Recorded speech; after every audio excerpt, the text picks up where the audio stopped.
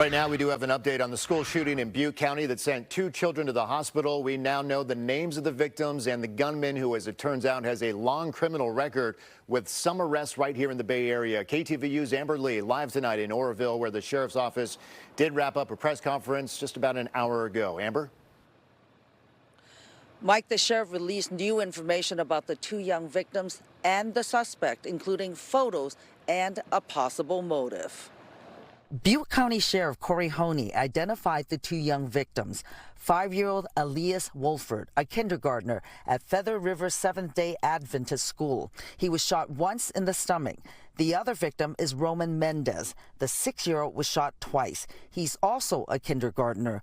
Both boys are in critical condition. The sheriff says he has met with their families and their doctors. They have a very long road ahead of them in terms of recovery. It's very likely that they are going to have a number of surgeries as going forward.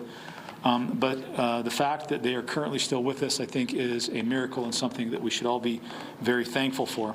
Investigators have identified the man suspected of shooting them as Glenn Litton.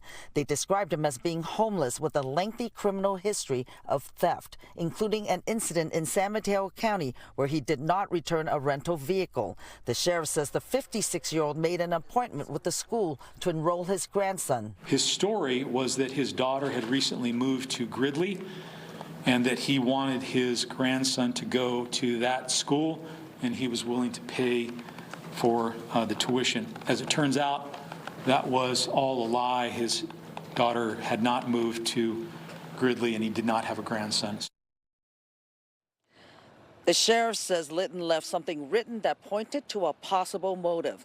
The suspect wrote about child executions and described himself as a lieutenant for a group called International Alliance, which authorities say does not exist. Now, there will be a candlelight vigil here in Oroville tomorrow night at 5:30 at the city's tree lighting ceremony. Mike? So, Amber, I mean, the shooter makes up this story just to get on campus. Did he have an actual previous relationship with the school, or even those 2 victims that the sheriff's office talked about today?